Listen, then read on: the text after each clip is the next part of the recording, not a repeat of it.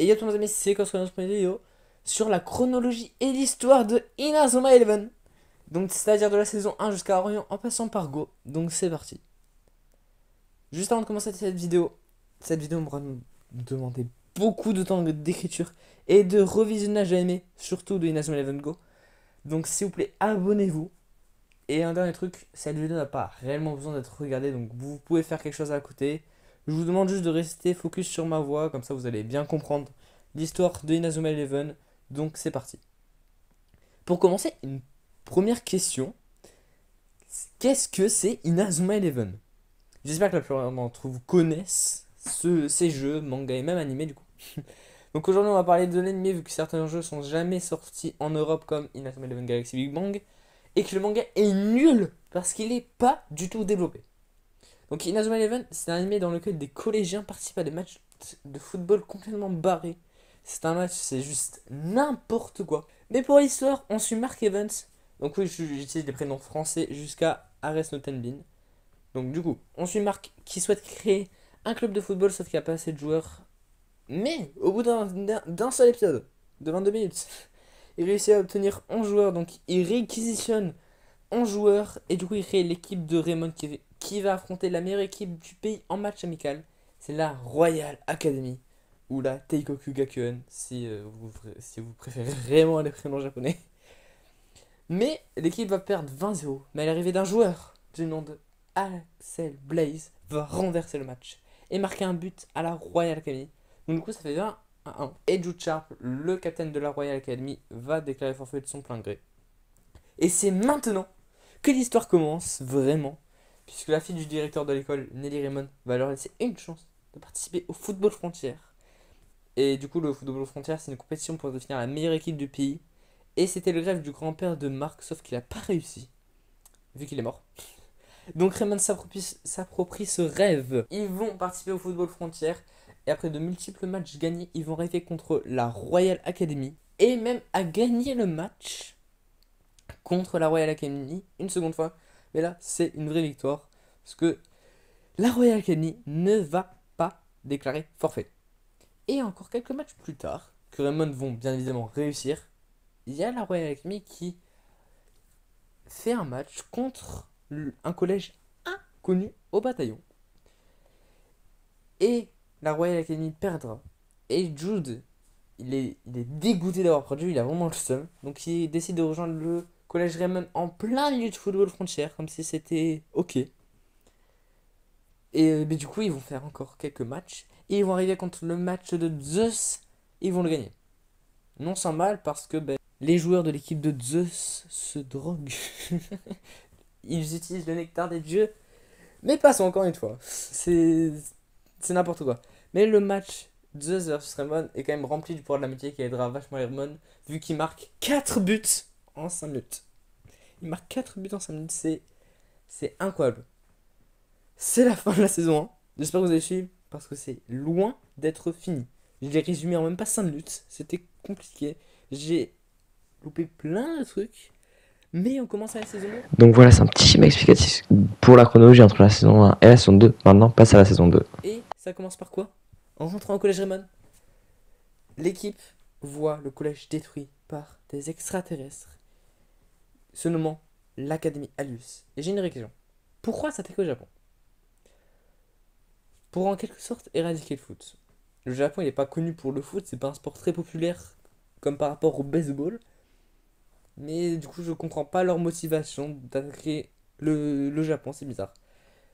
Mais ils vont essayer de faire changer les extraterrestres de rêve, de ne pas détruire tous les collèges. Mais ils vont pas réussir. Et leur ancien coach qui gérait un restaurant de ramen, il va se barrer et du coup ils vont avoir une nouvelle coach qui s'appelle Lina Schiller. Et c'est quelqu'un du coup qui est un peu plus qualifié que leur ancien coach parce que je l'ai dit, il gérait un restaurant de ramen, c'était pas ouf. Mais Raymond, avec cette nouvelle coach et ses choix discutables, à de multiples reprises, comme par exemple mettre Marc au poste de libéraux et faire quitter Axel de l'équipe, hein, parce que c'était quand même l'attaquant vedette, mais c'est pas grave, nous on aime ça. Elle fait que des choix de merde, ce coach. Mais Du coup, ça va payer parce qu'ils vont réussir à affronter de nouvelles équipes de l'Académie Alus parce qu'ils vont vaincre les autres, comme vous voulez.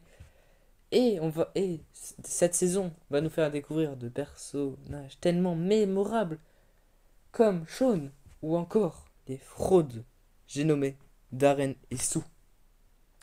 Mais Raymond, malgré ces persos qui ne servent à rien, ils vont quand même vaincre l'équipe finale de l'Académie Alus, qui est Genesis. Et Lina Schiller, leur coach, va révéler toute la vérité. Et en rapide, c'est une météorite qui s'abat sur le Japon et contenait la pierre Alus. Et les joueurs pouvaient se doper en mode Zeus. Et Lina Schiller dit qu'elle connaissait tout en gros. En gros, elle a fait 40 épisodes alors qu'elle savait toute la vérité depuis le début. Et qu'elle a décidé pour une raison obscure de ne rien dire.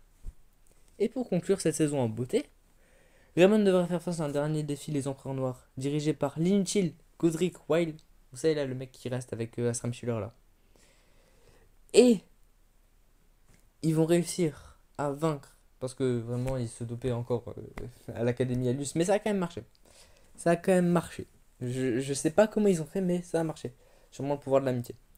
Mais bon, cette saison, au moins, elle est un peu moins linéaire que la première. Elle a des scènes vraiment très stylées comme le retour d'Axel ou la transformation de Sean contre Genesis. Cette saison, elle est pas mal. Et on passe à l'une des meilleures saisons. Donc voilà, c'est le petit schéma explicatif pour la chronologie des 3 premières saisons de Inazuma Eleven. 3 mois après les événements de l'Académie Alus, le Football Frontier International, autrement dit le FFI, débute. Mais en Asie, au Japon, comme vous voulez, ça commence par la présélection des joueurs, où on revoit des joueurs adverses des anciennes saisons et des joueurs random comme le frère de Willy Glass, qui lui, il est aussi inutile que son frère. Non, c'est une dinguerie. Mais quand même, on connaît la plupart des joueurs sélectionnés, comme l'immense fraude Darren. Et cette nouvelle sélection s'appelle Inazuma Japon. Et les premiers matchs de cette saison sont les matchs du tournoi océano-asiatique. Inazuma se battront contre les Big Waves, l'équipe d'Australie, les Lions du désert, le Qatar, et les Dragons de Feu, la Corée du Nord.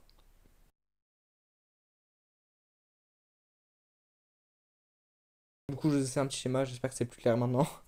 Inazuma Japon les battra tous et iront au mondial en gardant Willy, ce qui me désespère encore plus, parce qu'ils ont encore un nouveau coach et aucun n'a été foutu de virer Willy, parce qu'il ne sert à rien. Vraiment, c'est une dinguerie. Mais bon, ils arrivent au mondial sur l'île de Lyokot. Et il y a beaucoup d'équipes nationales, ce qui est logique, même si on peut s'attendre au pire avec Inazuma Eleven. Donc du coup, il y a la France, l'Allemagne, l'Espagne, le Brésil, l'Écosse, petit pays d'Afrique imaginaire, l'Italie, l'Argentine, l'Angleterre, l'Amérique et logiquement le Japon. Toutes ces équipes seront divisées en 2 groupes, et à ce mondial, il y aura du développement que pour environ 2-3 équipes. Donc les Little Gigantes, qui est l'équipe du Costaï, Orphée, l'équipe italienne, un peu pour l'équipe d'Argentine, et les Knights of Queen, l'équipe d'Angleterre. D'ailleurs, Orphée, l'équipe italienne, changera d'entraîneur en un claquement de doigts, comme ça. Et l'entraîneur, c'est ni plus ni moins que Redak. Vous savez, le gars là qui a voulu tuer les Raymond à l'épisode 12 de la saison 1. Mais du coup, si je résume le parcours professionnel de Redak, c'est saison 1, Royal Academy plus 2, saison 2, Nouvelle Royal Academy, saison 3, chômage, puis Orphée. Donc c'est un peu de la merde les entraîneurs dans cette série, mais passons encore une fois. Dans cette saison, il y aura beaucoup de matchs épiques contre Inazuma Japon et Orphée. Et aussi la finale, les Little Gigantes, entraînés par ni plus ni moins que le grand-père de Marc, qui était normalement mort, mais en fait il avait juste fake sa propre mort, parce que quelqu'un voulait le tuer, et c'était apparemment Zulan Rice, qui est l'entraîneur du Brésil. Et ouais, il a vraiment fake sa propre mort, je sais pas pourquoi, mais il a réussi déjà. Mais on n'a pas le temps, on se téléporte directement à la finale. Inazuma Japon versus les Little Gigantes. Et ça va être un match épique, d'autant plus que les Little Gigantes ont fait tous les matchs avec des poids de 20 kilos. Et il me semble, je crois que c'est à peu près 20 kilos. Et le pire, c'est qu'ils ont battu Orphée 8-0, alors que Inazuma Japon galérait à les battre. Et qui c'était soit match nul, soit défaite, donc ils sont super forts. Et là, on est à la finale. Et vu qu'Inazuma Japon a à peu près le même du coup niveau que Orphée, même un peu plus bas, on peut se dire que ce sera le même score d'Elite Gigantes. 8-0, même peut-être 10 du coup, vu qu'ils sont un peu plus bas en termes de niveau. Mais non, les Elite Gigantes vont perdre 3-2. Sérieux? Comment ils ont pu perdre? Ils ont enlevé leur poids au début du match. Alors, pourquoi Inazuma Japon gagne 3-2? Bon, Inazuma Japon qui gagne, c'est incompréhensible, mais c'est pas grave. Dans ce match, il y a pas mal de pouvoir de l'amitié, ce qui doit sûrement régler beaucoup de problèmes scénaristiquement. Mais il y a aussi des scènes stylées comme le rayon XV3 et l'arrêt céleste G3. Mais mis à part ça, le dernier but, il est vraiment sorti de nulle part. C'est quoi cette technique Ouragan Inazuma? Je peux pas expliquer. En fait, cette technique. Ne me demandez pas comment ils ont fait. Ils ont même pas fait un seul entraînement dessus, donc je sais pas. Bon, ils gagnent, David Evans repart en Afrique. Et l'équipe du Japon retourne chez elle. Et les Gigantes ont le seum, vraiment, ils ont le seum d'avoir perdu comme ça. Et après, on a deux petits épisodes filler. Ils ont leur diplôme et ils font un dernier match amical à Raymond dans lequel Mark fera évoluer sa dernière technique, l'arrêt céleste G5. Ah oui, il y a aussi Raider qui est mort à cause de Zoan Rice. Mais la bonne nouvelle, c'est qu'après 3 saisons à faire des génocides d'équipes de collégiens, c'est ciao. Normalement, on le revoit plus. Si vous vous demandez comment j'ai trouvé la fin des épisodes, vu que ce n'est pas disponible sur YouTube, je vous mets un petit lien en description. C'est cadeau, c'est incroyable. C'est là où on peut voir tout Inazuma en français et en VO. Donc, on passe à la suite. Et après, on passe à Inazuma Eleven Go qui divisera beaucoup les fans. Et il y aura 3 teams spécifiques: les Pro Inazuma Eleven normal, soit les 3 premières saisons, les Pro Inazuma Eleven Go et les Pro Ares qui sont 2, mais c'est pas important. Donc, Inazuma Eleven Go se passant une dizaine d'années plus tard que la série de base. Inazuma Eleven Go, ça se passe une dizaine d'années plus tard la série de base. Et ça apporte une nouvelle mécanique, les esprits guerriers. Mais on n'en parle pas maintenant. On débute avec la rencontre d'Arion Shawind ou Matsukaze Tenma pour les Pro VO au cas où, toujours. On suit Arion voulant rejoindre le club de foot de Raymond renommé depuis leur victoire au Football Frontier International. Sauf qu'une organisation va vouloir régulariser le football. Et cette organisation se nomme le 5ème secteur, dirigé par le très mystérieux Alex Zabel. Revenons au présent. On dit à Arion qu'il peut pas rejoindre le club de football entre guillemets normal, mais seulement l'équipe réserve. Mais en réalisant un test avant d'entrer dedans. Et avant ça, il y aura un match entre une mystérieuse équipe capable de déployer du coup les nouvelles capacités, les esprits guerriers, et l'équipe de Raymond. Donc du coup Raymond Go se fera démonter 10-0, ce qui nous rappelle un match, mais on laisse ça de côté. Arion rentrera en cours de match et après s'être fait démonter, il fera déployer l'esprit guerrier de Ricardo, le capitaine de Raymond Go. Mais l'équipe va quand même, faut pas rêver. Et après ce match, Arion et Jean-Pierre Lapin, ou plutôt JP, réussiront le test en entrée et Raymond Go feront leur premier match de la nouvelle saison. Et le 5ème secteur reprendra un rôle dans ce foutoir de série et obligera entre guillemets vraiment Raymond Go à perdre 3-0 contre le collège des surdoués. Et Arion fera une marque, c'est-à-dire forcer comme jamais pour que Ricardo joue réellement et il réussira, puisque Ricardo marquera un but, ce qui prouve que les surdoués auraient pu perdre 20-0. Sauf que du coup, l'équipe de Raymond Go veut suivre les règles et après l'équipe fera un free cushion, c'est-à-dire pleurer pendant 5 épisodes non-joke, putain de merde. Ils ont pris 5 épisodes à dire ah, on veut pas jouer sans les règles, on va se faire niquer et tout. Non, non, non. Ils vont pleurer pendant 5 épisodes. Et leur coach, Percival Travis, fera virer. Le même coach qui a entraîné Nazuma Japon, il n'a pas décollé depuis. Il se fera virer. Puisque, en fait, l'équipe n'a pas respecté. Et au lieu de virer l'équipe ou de la dissoudre, ils font virer l'entraîneur. Et il y aura un nouveau coach, parce qu'on ne peut pas participer sans coach apparemment. C'est un joueur pas très connu. C'est Sam. non, je déconne. C'est Mark Evans. Juste une question. Pour vous, qu'est-ce que Mark a raté dans sa carrière après le football frontière international et avoir gagné pour entraîner une équipe éclatée et dépressive? Qu'est-ce qu'il a raté dans sa carrière? Sans déconner. Je me pose vraiment la question. Mais bon, un antagoniste arrivera dans l'équipe et c'est Victor Blade qui au début voudra faire chier les Raymond, mais il deviendra gentil grâce à Rayon. Et quand même, attendez, faut que ce soit family friendly quand même, ce putain d'aimé. Bref, après de multiples matchs où les Romains ne respecteront toujours pas les règles, il leur arrivera rien du tout. C'est ça, un coup de théâtre. Waouh.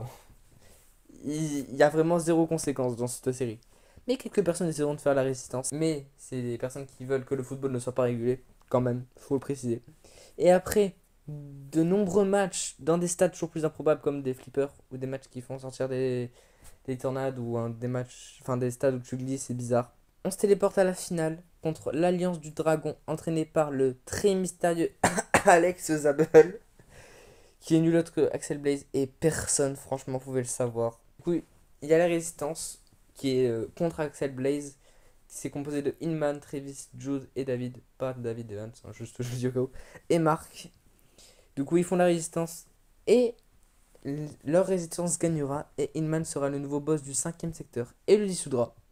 Et Axel, quand il aura perdu, dira que c'est ce qu'il voulait faire de base. Dissoudre le 5ème secteur.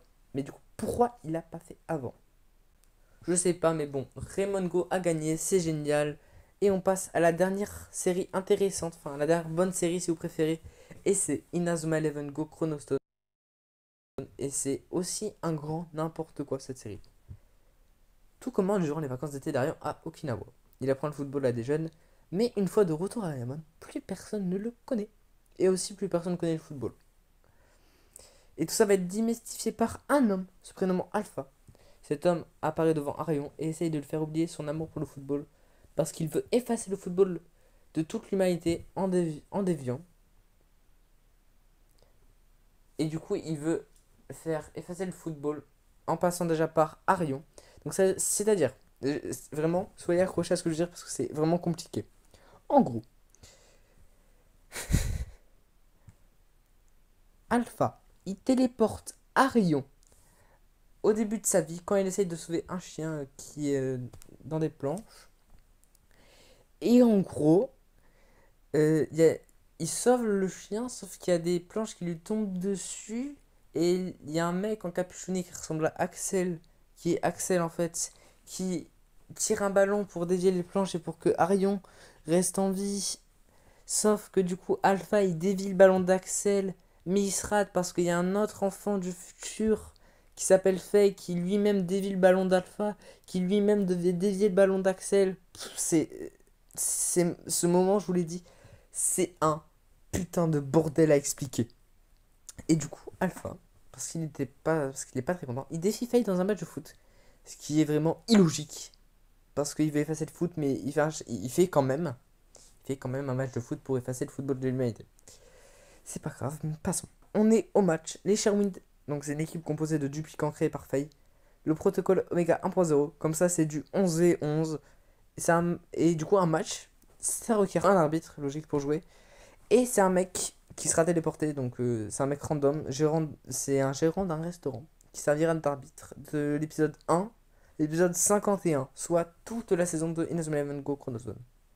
Bref, le match il se déroule, le score t'apporte peu puisque ce qui est réellement important, c'est la nouvelle capacité de Chronostone, les armures d'esprit de guerrier qui seraient utilisées par Alpha dans le premier match. Et j'espère pour vous quand même que vous avez aimé les esprits guerriers normaux. Parce que si vous les avez pas déjà aimé ça, ben en fait, les armures d'esprit guerrier, c'est logique, ça requiert déjà l'utilisation d'un esprit guerrier. Mais bon, le sujet il est vraiment pas là. Le véritable problème, c'est que ça rend les joueurs ultra cheatés. Mais vu que c'est armure versus armure, ça va encore. Mais à la fin de la première mi-temps, il y a une nouvelle deuxième capacité, les Miximax, qui correspond à prendre l'énergie vitale ou l'aura, si vous préférez, de quelqu'un sans le tuer. Je précise au cas où. Et de la transférer dans la personne qui souhaite. Exemple, durant l'épisode 2, à la mi-temps, Faye fusionne avec un tyrannosaure. Voilà. C'est what the fuck. Je suis perdu aussi. Vous n'êtes pas les seuls. Vous inquiétez pas. Bref, Arion doit revenir à son époque où tout le monde a oublié le foot et Faye et un ours qui s'appelle Wonderbar. Ces deux personnes vont vont faire venir un bus qui permet de faire des sauts temporels et Faye explique que le fait que tout le monde ait oublié le foot ait un rapport avec Mark Evans qui lui-même a oublié le foot parce que Alpha est déjà parti par là. Donc ça signifie qu'il faut refaire un saut temporel 11 ans en arrière pour empêcher Alpha d'enlever la passion du foot à Marc. Donc En gros, encore une fois un match contre Alpha dans lequel Mark est au cage. Et il déploiera son esprit guerrier, Majin, le grand génie. Et ils gagneront, bien évidemment, parce que il faut bien que Alpha se barre à un moment. Et du coup, de retour dans le présent, tout le monde se souvient du football. Sauf que c'est interdit parce que le protocole Omega 2.0, donc c'est plus Alpha, c'est une autre capitaine qui s'appelle Beta.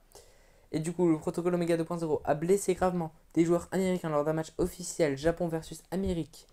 Mais c'est trop long. Ce qu'il faut savoir, c'est que Raymond Go prend la place des Américains durant le match. Et Mark se fait capturer.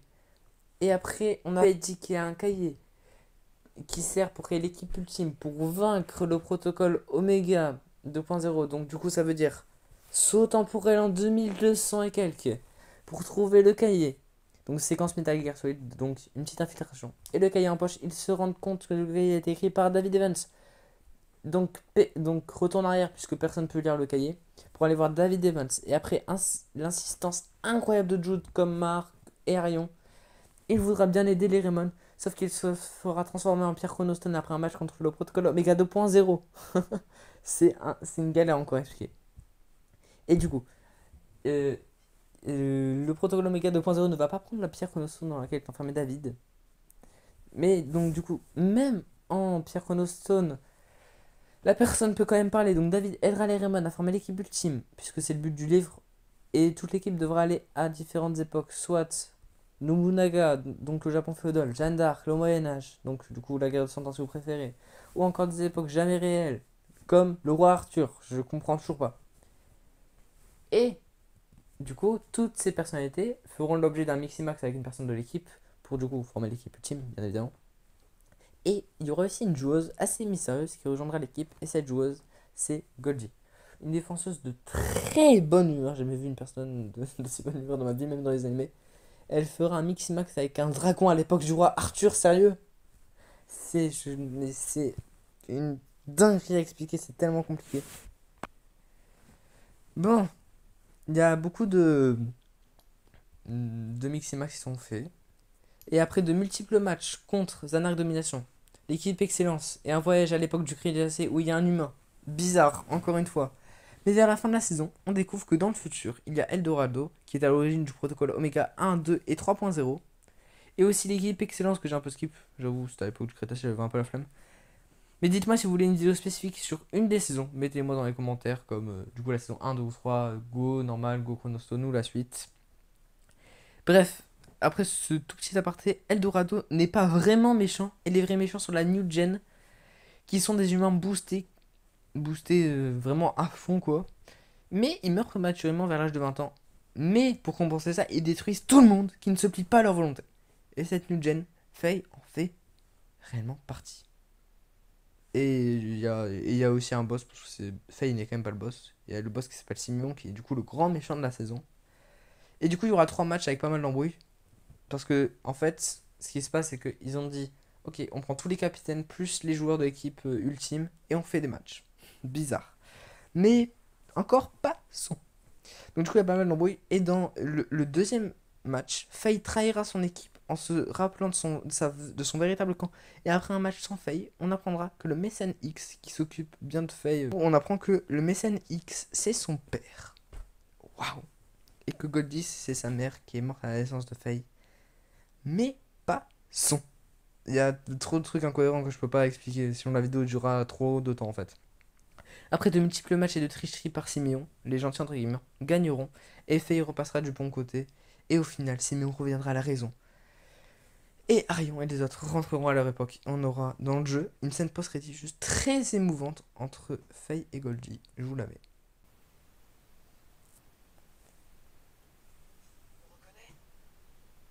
Bien sûr, quel plaisir de te revoir. Je suis heureuse, je vais bientôt donner naissance à mon petit Faye. Je sais, mais tu ne vas pas... Je ne vais pas pouvoir t'élever, je sais. Tu vas tomber très gravement malade juste après ma naissance. Oui, mais ça ne fait rien. Je suis ravie d'avoir pu te revoir aujourd'hui. Moi aussi. Et puis on a déjà réussi à changer l'histoire, non? Je suis prête à recommencer. Je veux pouvoir m'occuper de mon petit bébé.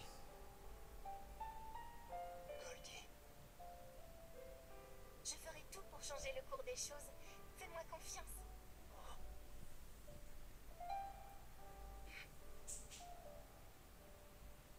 D'accord. Maman. Bien. Oh, Faye, prends soin de toi, mon fils. C'est promis. On passe à la dernière série de Inazuma Eleven Go. Et c'est Inazuma Eleven Go Galaxy. Quelques mois encore une fois après les événements de Chronostone, beaucoup d'équipes sont conviées à une sélection de joueurs pour participer au football frontière international de Go. Dans l'équipe japonaise du football frontière international, il n'y a que 3 joueurs que l'on connaît, soit Arion, Ricardo et Victor. Donc du coup les trois protagonistes principales du début de la série de Inazuma Eleven Go. Et du coup c'est aussi les 3 seuls joueurs qui savent jouer au foot. Parce que un attaquant, il y a un attaquant qui est un pro d'athlétisme, me demandez pas pourquoi. Le gardien c'est un pro de basket, un défenseur une pro de verdure, bizarre. Et je comprends plus rien. Il y a aussi un mathématicien en défense, cherchez pas, et l'entraîneur est ni plus ni moins que quelqu'un que l'on connaît.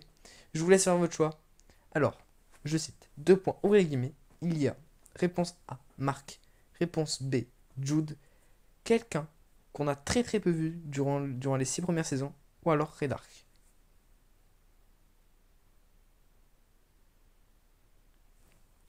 Et du coup, la bonne réponse c'est Redark. Enfin, Redark avec une teinture blanche, j'avoue, d'accord. Et un nouveau nom, Astero Black. Bref, c'est Redark. Mais bon, je pense que vous en doutez, dans une équipe où il y a très peu de personnes qui savent jouer au foot, il y a beaucoup d'embrouilles en mode ouais, tu fais pas d'efforts, tu sais pas attraper la balle, tu sais pas tirer ou je sais pas quoi. Mais le gars qui est au goal, quand même, il se prend pas mal d'insultes, mais il est plus fort que JP et Sambook, qui sont les goals respectifs de Go Normal et de Go Chronostone. Après de multiples matchs, les joueurs se demandent enfin pourquoi Astero Black a choisi des joueurs qui ne savent pas jouer au foot. Mais il laisse ça un peu de côté, parce qu'après un match contre l'Ouzbékistan, je crois, et à la victoire de Inazuma Eleven National, on découvre que les joueurs de l'Ouzbékistan sont des extraterrestres. Et des vrais. Pas comme des joueurs de l'Académie Alus qui se dopaient, là, c'est pas la même chose. Maintenant, c'est des vrais extraterrestres. Et ils ont un boss. Ils ont un boss des extraterrestres, se nommant Ozrock, qui défie la Terre qui défie la Terre pour sauver la Terre dans un tournoi Galaxy, d'où Inazuma Eleven Go Galaxy. Du coup, c'est le tournoi FFI, mais du coup, interplanète, on va dire. Et du coup, c'est un défi pour sauver la Terre et anéantir les autres planètes. Donc, du coup, la Terre, enfin, l'équipe de la Terre, l'Inazuma National accepteront le défi et partiront de la Terre avec un train, pouvant quitter l'atmosphère de la Terre. Bon, c'est bon, c'est à ce moment-là où je me suis dit, déjà qu'avant c'était un peu compliqué, là ça part vraiment en couille, je comprends plus rien. Et il y a un petit gars que personne n'aime et qui arrivera à rentrer dans le train avant qu'il se barre, c'est JP. Bref, du coup les Inazuma National ils arriveront sur les planètes et gagneront, que ce soit contre des fourmis ou des aigles, mi-humains, mi-hommes, et quasi systématiquement, un jour son art d'affection pour la race se trouvant sur la planète. Et on apprend enfin pourquoi Astero Black a choisi des joueurs n'ayant à première vue aucun talent au foot. Les joueurs, ils ont aucun talent pour le foot, mais ils ont des talents dans leur domaine bien respectif, puisqu'il y a au moins 1 ou 2 épisodes qui sont pour eux. Mais du coup, Astero Black a choisi ces joueurs, puisqu'ils peuvent faire apparaître des totems, ce qui est une nouvelle capacité de Inazuma Eleven Go, Galaxy du coup. Il peut voir qui peut faire apparaître des totems, parce qu'il a été ramené à la vie, je vous dis, les gars, c'est Redark. Cherchez pas, cherchez pas. Et voilà, bah, c'est encore plus compliqué, je lâche encore une fois. Mais il y a aussi Victor qui s'est capturé après 2 3 matchs par une princesse de la dernière planète. Il y a aussi Arion qui ne voit pas la différence entre le faux Victor et le vrai. Je vous mets une photo des deux. Est-ce qu'on peut être d'accord sur le fait que il y a des trucs bizarres quand même? Enfin, je sais pas. Enfin, Arion il voit pas la différence entre le faux Victor, mais aussi il a des visions avec une princesse qui est morte. Je suppose qu'il y a une corrélation entre le fait de ne pas voir la différence entre un alien en forme humaine et un humain, et la possibilité de voir des morts, bref. C'est compliqué. Mais bon, l'équipe arrive à la dernière planète, et là j'ai vraiment arrêté de suivre. La preuve, je me suis endormi, no joke, devant. Mais sinon, ce que je me souviens, c'est qu'il y a Victor qui fait une faille. C'est-à-dire, il marque un but contre les Inazuma National. Et les Inazuma National, ils font comme à la fin de Chronostone, c'est-à-dire un All-Star des capitaines des équipes affrontées auparavant. Les Inazuma National gagneront et niqueront les autres planètes aspirées par un trou noir. Et nous apprendrons que les visions d'Arion sur une princesse morte sont certes des visions, mais d'une personne vivante, soit un Skype, son téléphone, directement dans le cerveau. Mais vu l'absurdité de la série, ça ne m'étonne pas du tout. J'ai fini. 6 saisons sur 8. C'est la fin de cette première vidéo sur la chronologie de l'histoire de Inazuma Eleven. On a réussi à aller jusqu'à Inazuma Eleven Go Galaxy. Et dans la seconde partie de la vidéo qui sera plus courte, on fera Inazuma Eleven Ares et Orion.